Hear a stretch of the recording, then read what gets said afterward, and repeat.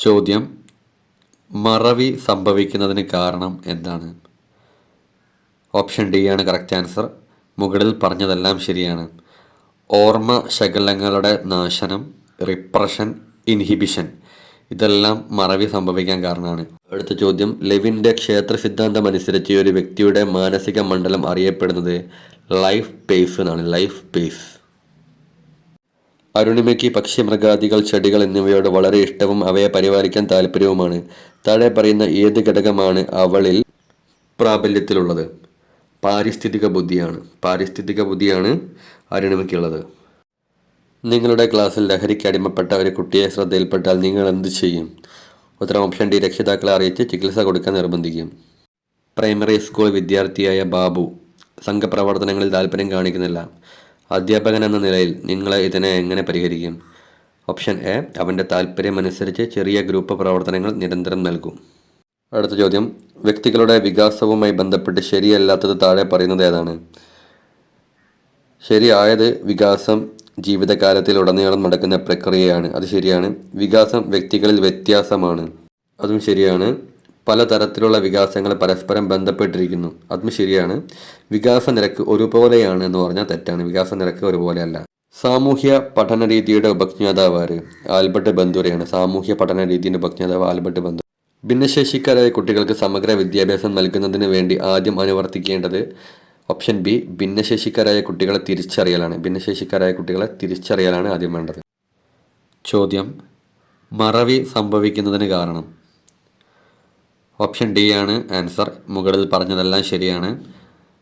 ഓർമ്മശകലങ്ങളുടെ നാശനം, repression, inhibition, ഈ കാരണങ്ങൾ കൊണ്ടൊക്കെ മറവി സംഭവിക്കും. അടുത്ത ചോദ്യം: ഒരു ക്ലാസ്സിൽ പഠനവൈകല്യമുള്ള കുട്ടികൾ ഉൾപ്പെടെയുള്ള വിദ്യാഭ്യാസം ലഭ്യമാക്കുന്നതിനെ അറിയപ്പെടുന്നത് എന്താണ്? സങ്കലിത വിദ്യാഭ്യാസം.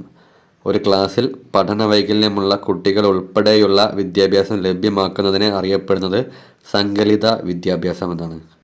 താഴെ പറയുന്നവയിൽ വ്യക്തിത്വം അളക്കുന്നതിനുള്ള പ്രക്ഷേപണ രീതി ഏത്? ഉത്തരം ഓപ്ഷൻ ഡി. റോഷയുടെ ഇങ്ക് ബ്ലോട്ട് ടെസ്റ്റാണ്. താഴെ പറയുന്നവയിൽ വ്യക്തിത്വം അളക്കുന്നതിനുള്ള പ്രക്ഷേപണ രീതിയാണ് റോഷയുടെ ഇങ്ക് ബ്ലോട്ട് ടെസ്റ്റ്. ചോദ്യം: കൗമാരക്കാരുടെ മൂല്യങ്ങളെ ഏറ്റവും അധികം സ്വാധീനിക്കുന്നത്? Option D. സമപ്രായക്കാരാണ്. സമപ്രായക്കാരാണ് കൗമാരക്കാരുടെ മൂല്യങ്ങളെ ഏറ്റവും അധികം സ്വാധീനിക്കുന്നത്. ഒരു കുട്ടിയുടെ പഠനവക്രം വരയ്ക്കുന്ന വേളയിൽ ഒരു നിശ്ചിത കാലയളവിൽ ഒരു പുരോഗതിയും പ്രകടമാകുന്നില്ല. ഈ മേഖല അറിയപ്പെടുന്നത് സമപീഠസ്ഥലി എന്നാണ്. ഒരു കുട്ടിയുടെ പഠനവക്രം വരയ്ക്കുന്ന വേളയിൽ ഒരു നിശ്ചിത കാലയളവിൽ ഒരു പുരോഗതിയും പ്രകടമാകുന്നില്ല. ഈ മേഖല അറിയപ്പെടുന്നത് സമപീഠസ്ഥലി എന്നാണ്. അത് ഘടനാവാദ മനഃശാസ്ത്രത്തിൻ്റെ ഉപജ്ഞാതാവാര്? വില്യം വൂണ്ടാണ്. വില്യം വൂണ്ടാണ് ഘടനാവാദ മനഃശാസ്ത്രത്തിൻ്റെ ഉപജ്ഞാതാവ്. അടുത്ത ചോദ്യം: വ്യക്തി അധിഷ്ഠിത ബോധന രീതികൾ പ്രാവർത്തികമാക്കാൻ ശ്രമിക്കുന്ന ഒരു അധ്യാപികയ്ക്ക് ഉപയോഗിക്കാവുന്നത്? ഉത്തരം ഓപ്ഷൻ സി. പ്രക്രിയാബോധനം സാമഗ്രികൾ. വ്യക്തി അധിഷ്ഠിത ബോധന രീതികൾ പ്രാവർത്തികമാക്കാൻ ശ്രമിക്കുന്ന ഒരു അധ്യാപികയ്ക്ക് ഉപയോഗിക്കാവുന്നത് പ്രക്രിയാബോധന സാമഗ്രികളാണ്. താഴെ പറയുന്നവയിൽ ഓർമ്മ വർദ്ധിപ്പിക്കാനുള്ള ഉപാധി ഏത്? ഉത്തരം ഓപ്ഷൻ എ. നിമോണിക്സ് ആണ്. അടുത്ത ചോദ്യം: അപ്പർ പ്രൈമറി സ്കൂൾ വിദ്യാർത്ഥിയായ ബിനുവിന് രാസപ്രവർത്തനങ്ങളിൽ അഭികാരകങ്ങളും ഉൽപ്പന്നങ്ങളും തമ്മിലുള്ള പരസ്പര ബന്ധങ്ങളെക്കുറിച്ച് പഠിക്കാൻ പ്രയാസം അനുഭവപ്പെടുന്നു.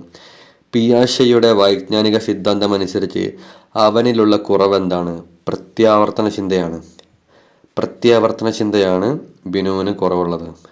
കൈത്താങ്ങ് എന്ന ആശയം ഊന്നൽ നൽകുന്നത് സമൂഹ നിർമ്മിതിവാദത്തിനാണ്. കൈത്താങ്ങ് എന്ന ആശയം ഊന്നൽ നൽകുന്നത് ഓപ്ഷൻ എ. സമൂഹ നിർമ്മിതിവാദത്തിനാണ്. അടുത്തത്: പഠിതാവിനെ സജ്ജനാക്കുന്നത് പഠനം ഫലവത്താക്കുന്നതിനുള്ള ഒരു ഉപാധിയാണ്. താഴെ പറയുന്ന ഏത് പഠന നിയമമാണ് ഇതിനെ പിന്താങ്ങുന്നത്? ഉത്തരം ഓപ്ഷൻ എ. സന്നദ്ധതാ നിയമമാണ്. സന്നദ്ധതാ നിയമം. താഴെ പറയുന്നവയിൽ സാമൂഹ്യ ജ്ഞാനനിർമ്മിതി രീതിക്ക് അനുയോജ്യമല്ലാത്തത് ഏത്? ഉത്തരം ഓപ്ഷൻ ബി. പ്രതിഫലനാത്മക പരിശീലനം. ഉത്തരം ഓപ്ഷൻ ബി. പ്രതിഫലനാത്മക പരിശീലനം. താഴെ പറയുന്നവയിൽ സാമൂഹ്യ ജ്ഞാനനിർമ്മിതി രീതിക്ക് അനുയോജ്യമല്ലാത്തത് പ്രതിഫലനാത്മക പരിശീലനമാണ്. അടുത്ത ചോദ്യം: പ്രതിഭാധനരായ കുട്ടികളെ പഠിപ്പിക്കുവാൻ അനുയോജ്യമായ രീതി ഏത്? മുകളിൽ പറഞ്ഞതെല്ലാം അനുയോജ്യമായ രീതിയാണ്. ഉന്നത നിലവാരമുള്ള ചിന്താ മാതൃകകൾ നൽകുക, വ്യത്യസ്ത ബോധന പ്രവർത്തനങ്ങൾ നൽകുക, സ്വതന്ത്ര പഠന രീതികൾ പ്രോത്സാഹിപ്പിക്കുക. ഇതെല്ലാം പ്രതിഭാധനരായ കുട്ടികളെ പഠിപ്പിക്കാൻ അനുയോജ്യമായ രീതികൾ. അടുത്ത ചോദ്യം, കൗമാരക്കാർ ഉൾപ്പെടുന്ന കാലഘട്ടം എന്ന് പറയുന്നത് സംഘം ചേരലിൻ്റെ പ്രായമാണ്. കൗമാരക്കാർ ഉൾപ്പെടുന്ന ഘട്ടം എന്ന് പറയുന്നത് സംഘം ചേരലിൻ്റെ പ്രായമാണ്. അടുത്ത ചോദ്യം, താഴെ പറയുന്നവരിൽ ആരാണ് തീമാറ്റിക് അപ്പർസെപ്ഷൻ ടെസ്റ്റ് TAT രൂപപ്പെടുത്തിയത്? ഉത്തരം ഓപ്ഷൻ സി, മോർഗനും മുറയും. മുഴുവനായതിൽ നിന്നും ഘടകങ്ങളിലേക്ക് എന്ന ബോധന സിദ്ധാന്തം രൂപപ്പെട്ടത് ഏത് മനഃശാസ്ത്ര നിയമത്തിൽ നിന്നുമാണ്? ഗസ്റ്റാൾട്ട് സൈക്കോളജിയിൽ നിന്നാണ്. Gestalt psychology. മുഴുവനായതിൽ നിന്നും ഘടകങ്ങളിലേക്ക് എന്ന ബോധന സിദ്ധാന്തം രൂപപ്പെട്ടത് ഏത് മനഃശാസ്ത്ര നിയമത്തിൽ നിന്നുമാണ്?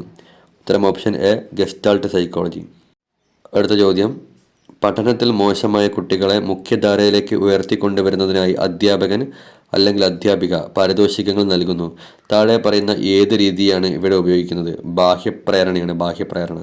അടുത്ത ചോദ്യം, കുട്ടികളിൽ സർഗശേഷി പരിപോഷിക്കുന്നതിന് ഏറ്റവും അനുയോജ്യമായ രീതി ഏത്? മസ്തിഷ്കോച്ചാടനം. കുട്ടികളിൽ സർഗശേഷി പരിപോഷിക്കാൻ ഏറ്റവും അനുയോജ്യമായ രീതി മസ്തിഷ്കോച്ചാടനമാണ്. Thank you.